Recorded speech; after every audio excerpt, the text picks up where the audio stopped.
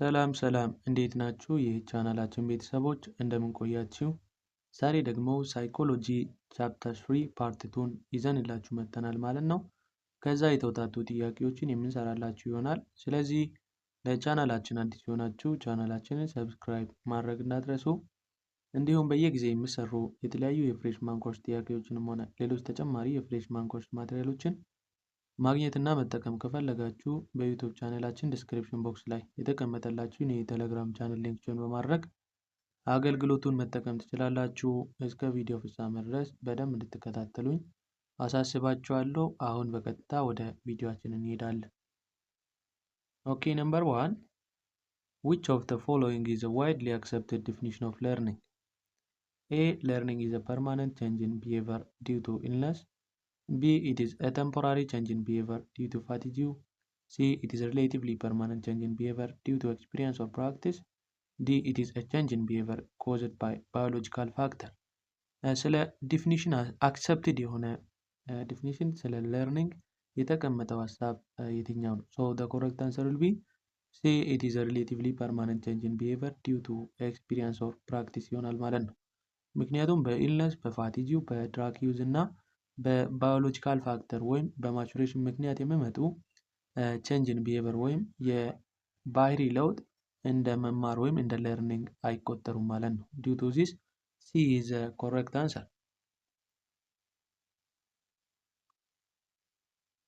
ነምበር 2 which of the following is not the characteristics of learning? A. Learning is continuous modification of behavior. B. Learning is pervasive and affect all aspects of life. C. Learning is passive process. D. Learning involves the whole person emotionally, socially and intellectually. The correct answer, which is not characteristics of learning, will be C. Learning is passive process, because learning is not a passive process, it is an active process. Due to this, C is not a characteristic of learning.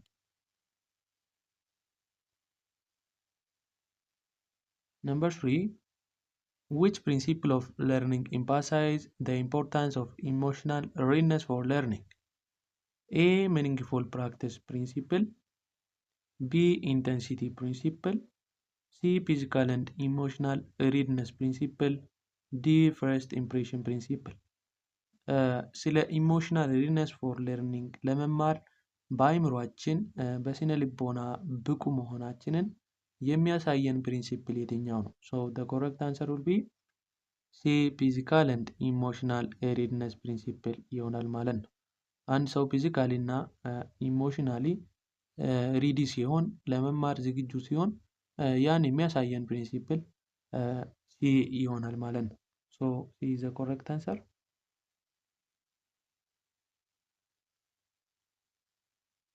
Number 4, according to the principle of learning, which of the following strengthens learning?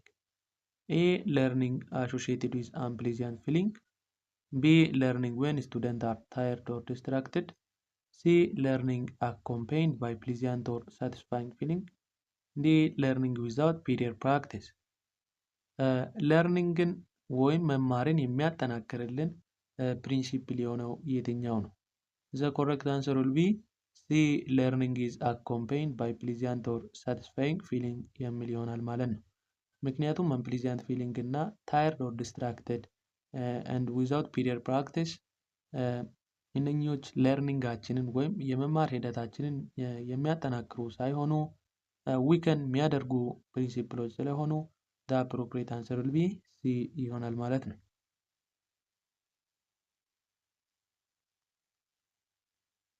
Number 5, which factor affecting learning involves the need for a learner to be in a good health status? A. Motivation. B. Maturation. C. Health condition. D. Background experience. ለርኒንግን አፌክት ከሚያደርጉ ፋክተሮች ውስጥ አንድ ሰው ጉድ ሄልዝ ስታተስ ነው የሚለውን ሀሳብ የሚያንጸባርቅ ታይፕ ኦፍ ፋክተር የትኛው ነው? ሶ the correct answer will be C. Health condition ይሆናል ማለት ነው። Health condition is mainly deals about the health status of an individual. Due to this, C is the correct answer.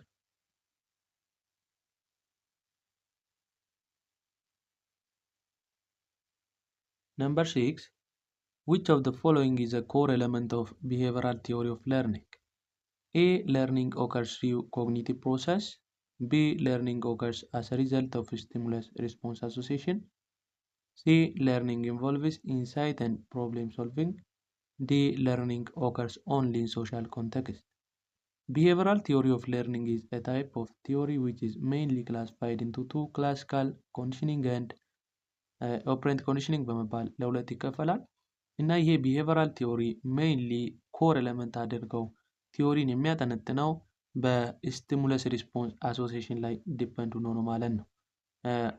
የፓቭሎትን ኤክስፐሪመንት ሆነ የኦፕሬንት ወይም ኢንስትሩሜንታል ኮንዲሽኒንግ ፕሮሰስ ብናይ የሆነ ስቲሙለስ አለ፣ ለዛ ስቲሙለስ የሚሰጥ ሪስፖንስ አለ።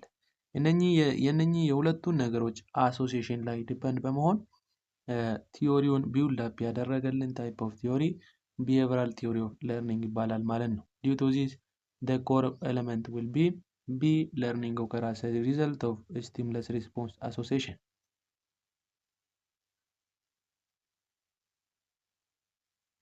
Number 7. In classical conditioning, what does a neutral stimulus become after it has been paired with an unconditioned stimulus? A. Unconditioned response. B. Conditioned stimulus. C. Conditioned response. D. Unconditioned stimulus.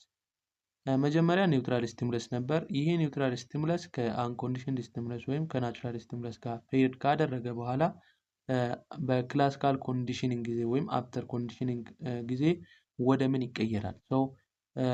the correct answer will be conditioned stimulus ይሆናል ማለት ነው። ምክንያቱም ኒውትራል ስቲሙለስ ከአንኮንዲሽን ስቲሙለስ ውጪ ብቻውን ቆሞ ሪስፖንስ መስጠት የቻለበት ጊዜ ወደ ኮንዲሽንድ ስቲሙለስ ይቀየራል ማለት ነው። due to this B is the correct answer.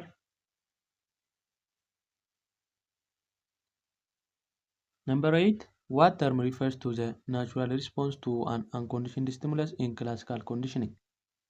A. Conditioned stimulus. B. Conditioned response. C. Unconditioned response. D. Natural response. ናቹራል የሆነ ሪስፖንስ ለአንኮንዲሽንድ ስቲሙለስ የሚሰጥ ናቹራል የሆነ ሪስፖንስ ምንድን ነው? አንኮንዲሽንድ ስቲሙለስ ማለት ምግብ ነው። ለዛ ለምግብ የሚሰጠው ሳልቬሽን አለ። ያ ሳልቬሽን ሌላ መጠሪያው ምንድን ነው? the correct answer will be C. unconditioned response or natural response ይሆናል ማለት ነው።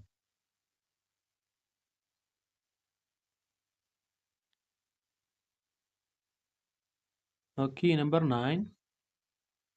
In Pavlov experiment, which of the following was an unconditioned stimulus? A. The ringing of the bell. B. The food. C. The dog salvation. D. the dog itself. አንኮንዲሽንድ ስቲሙለስ ወይም ናቹራል ስቲሙለስን የሚያሳየን በፓቭሎቭ ኤክስፐሪመንት ጊዜ የትኛው ሀሳብ ነው? ሶ ዘ ኮረክት አንሰር ውድ ቢ ቢ ዘ ፉድ ይሆናል ማለት ነው። ዘ ፉድ ኢትሰልፍ ኢዝ አንኮንዲሽንድ ስቲሙለስ ዋይል ዘ ሳልቬሽን ዊች ኢዝ ኦከርድ ዲው ቱ ዘ ፉድ ኢዝ አንኮንዲሽንድ ሪስፖንስ ይሆናል ማለት ነው። ኦኬ ወደ 10ኛው ጥያቄ ከማለፋችን በፊት ቪዲዮቻችን ከተመቻችሁ ላይክ፣ ሼር፣ ኮፒ ሊንክ እና ኮመንት ማድረግ እንዳይረሳ።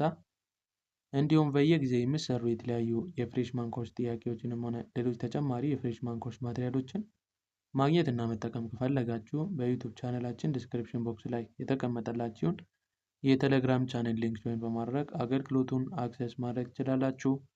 አሁን በቀጥታ ወደ ቪዲዮአችን የምንሄድ ይሆናል። Number 10. Which principle of classical conditioning refers to the weakening of conditioned response when the conditioned stimulus is repeatedly presented without the unconditioned stimulus? በክላሲካል ኮንዲሽኒንግ ፕሪንሲፕል ጊዜ ኮንዲሽንድ የሆነ ስቲሙለስ ብቻውን ቆሞ ሪስፖንስ እየሰጠ እያለ ከጊዜ በኋላ ይሄ ኮንዲሽንድ የሆነ ስቲሙለስ የሚሰጠው ሪስፖንስ ሲጠፋ ወይም ውሻው ሪስፖንስ መስጠት ሲያቆም የሚፈጠርልን አይነት ፕሪንሲፕል የትኛው ነው? A. Stimulus discrimination. B. Extinction. C. Spontaneous recovery. D. Stimulus generalization. So the correct answer will be B. Extinction ይሆናል ማለት ነው።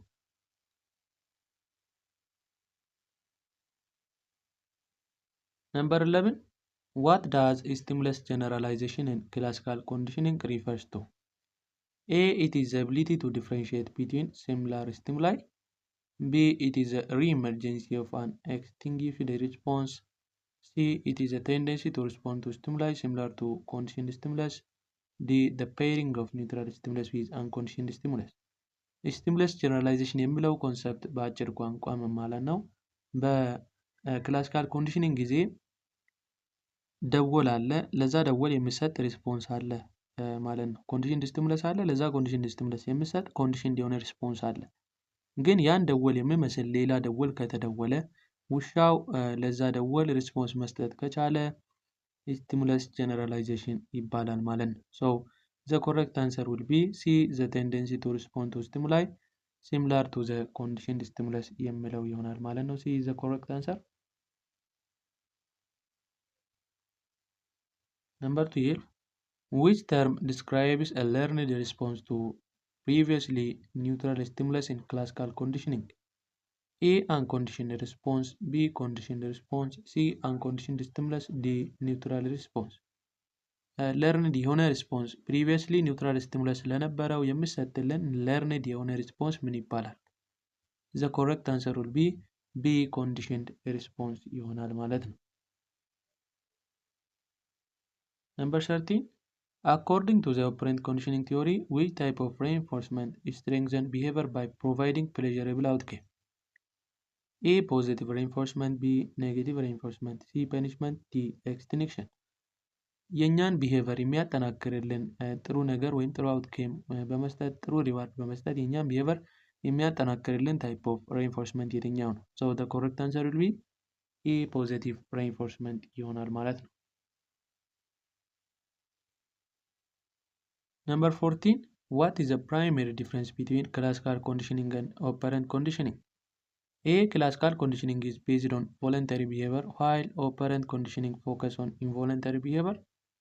B. Classical conditioning deals with stimulus-response relationship while operant conditioning focus on behavior-consequence relationship.